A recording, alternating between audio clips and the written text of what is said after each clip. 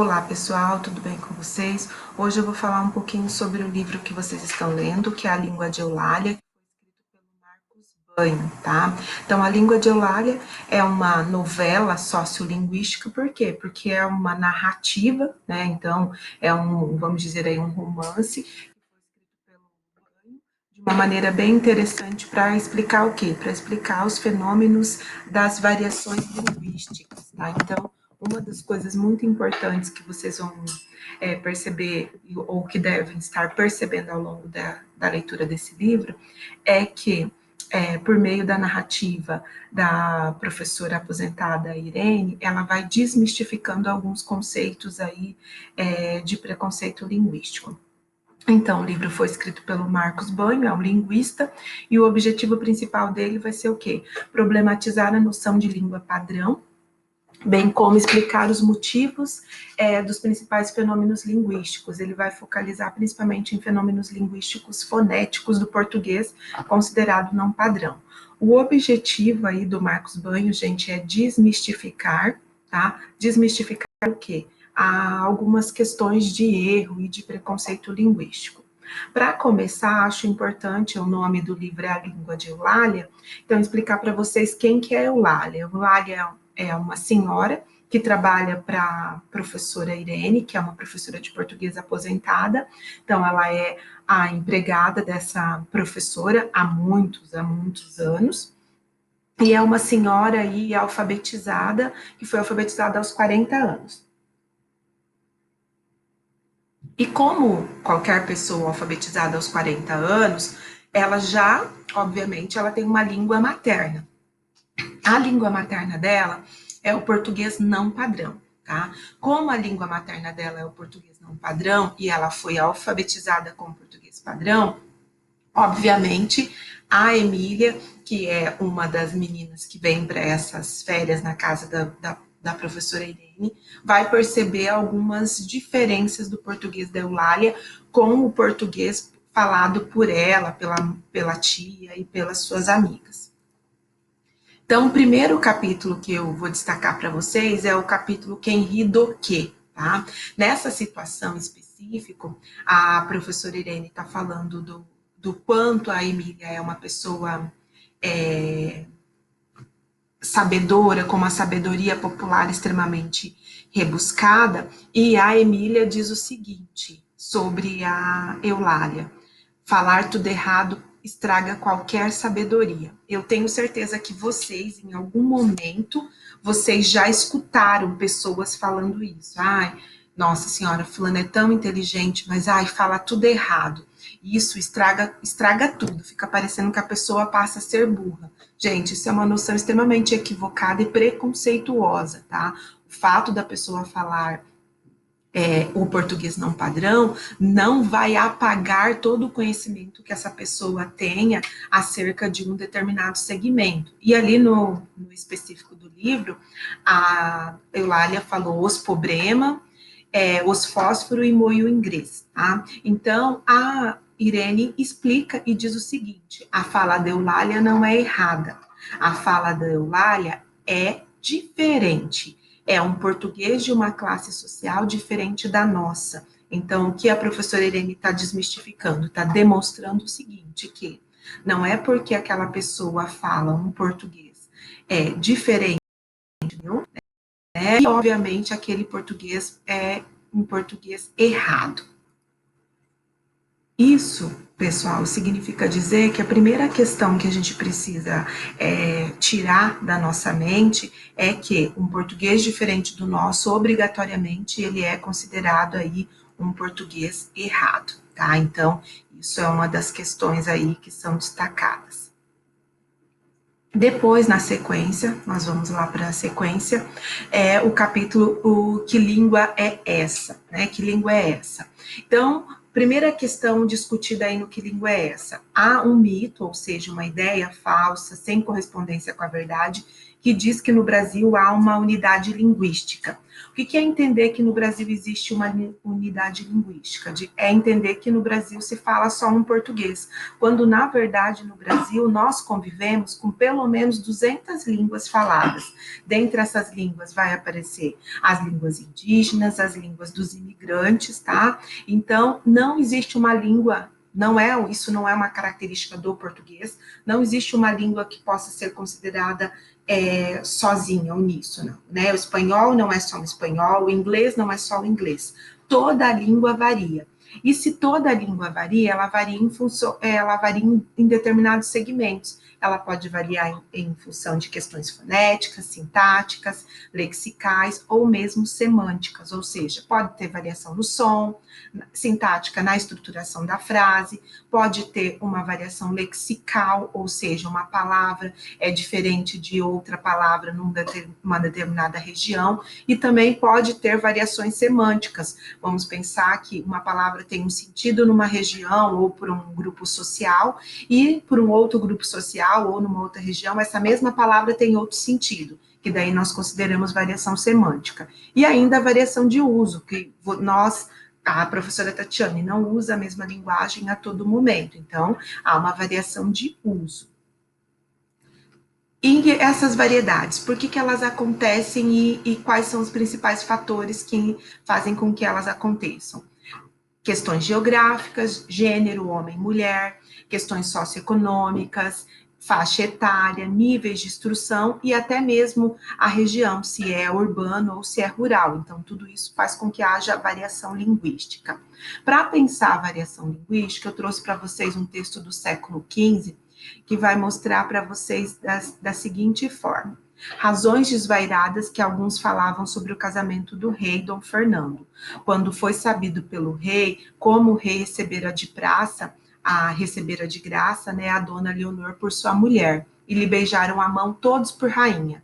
O povo ficou tão maravilhado, muito mais do que com a primeira, porque antes disso, havia um embargado de que suspeitavam, por grande horroroso jeito, pelo jeito que viam o rei lidar com ela, que eles não eram certos se ela era sua mulher ou se ela não era, tá? Então, aqui, houve uma variação a língua mudou, tá? Nós escrevemos tal como está escrito neste texto aí? Não. Então, a língua, ela varia em função do tempo, em função de diferentes fatores, como destacado anteriormente.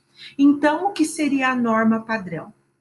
A norma padrão é considerado o modelo ideal de língua que deve ser utilizado. Por quê? Pelas autoridades, pelos órgãos oficiais, pelas pessoas mais cultas, pelos escritores, jornalistas, e é aquele que deve ser ensinado para que as pessoas aprendam na escola. Tá? Então, isso é norma padrão.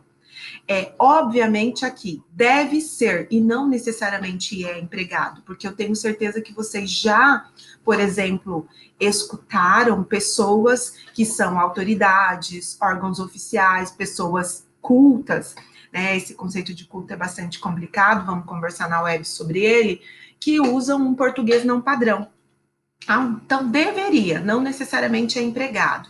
Existe aí um investimento para que essa padronização se mantenha. Esse investimento vem de gramáticos, de dicionaristas, da Academia Brasileira de Letras.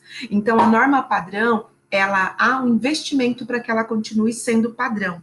Diferentemente do que, por exemplo, acontece na Nova Zelândia, que eles vão falar o seguinte: a Nova Zelândia, os povos tradicionais eram os maores, e a língua, o maori. Entretanto, a Nova Zelândia foi o quê? Colonizada pelos britânicos. Então, durante muito tempo, nas relações sociais, perdurou o quê?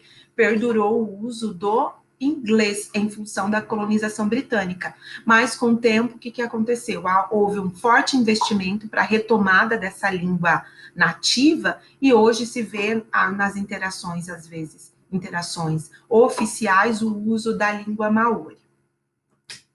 Como se define o que é padrão? Também deve ser uma coisa que permeia a cabeça. Ué, mas tá, o português varia, existem várias formas de português. E como que se definiu o que ia ser o português padrão, já que inúmeras pessoas falam português, e o português padrão não é o português que a maioria das pessoas falam, tá? Obviamente. Então, ele se define pela importância econômica, social e cultural de um determinado grupo, tá?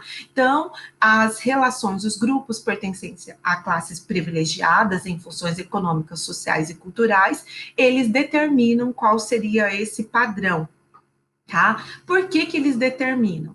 Porque, na verdade, não existiria outro motivo para por que que um é padrão e outro é não padrão.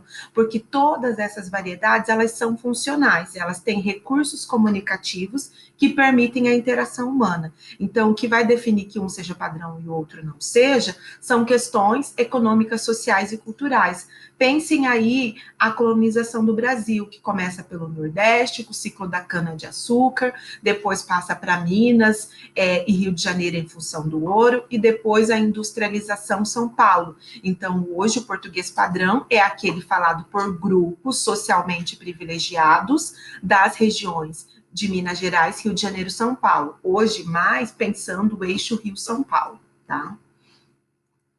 E o português não padrão? Qual que é a diferença? O Banho vai falar a todo momento sobre PP e PNP, português padrão e não padrão. Então, a primeira questão é, nós entendemos como português padrão aquele oficial, usado na literatura, nos meios de comunicação, nos decretos, o que é ensinado nas gramáticas, ele possui regras e ele é falado pela minoria. Tá? O português não padrão são as diferentes variedades utilizadas em função de regiões, classes sociais, níveis de escolarização. Ele também possui regras, tá? E ele é falado pela grande maioria das pessoas, inclusive pelos analfabetos.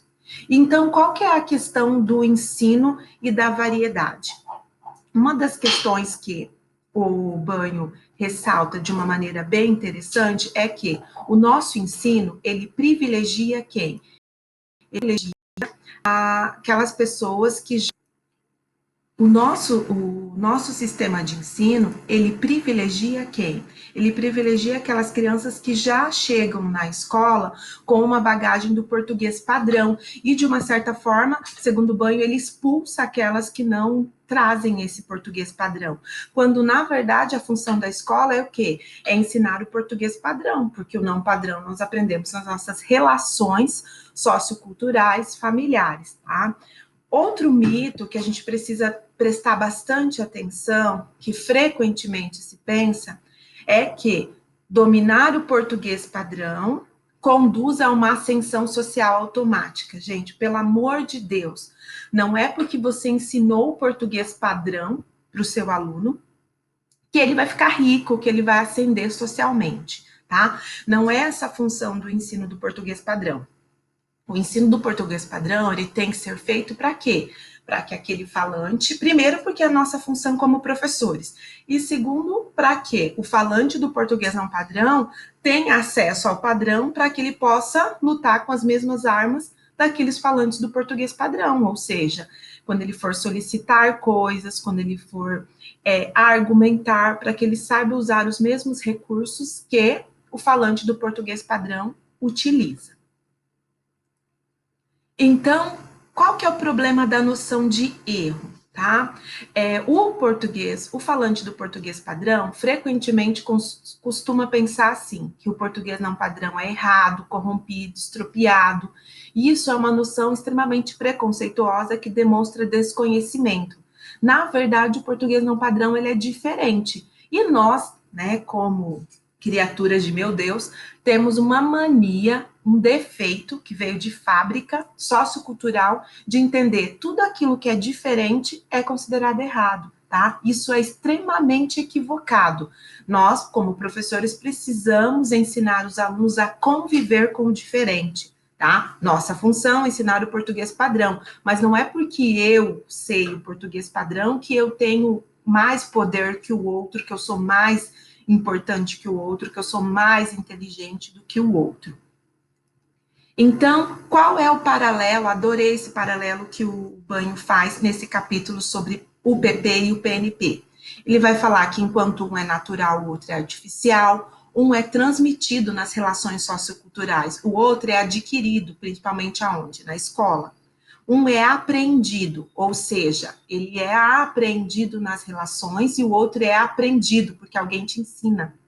Um é funcional, o outro é redundante, tá? Por que é funcional? Uma das questões do português não padrão é que ele vai pelas regras de concisão, né? Vamos pensar, 10 real.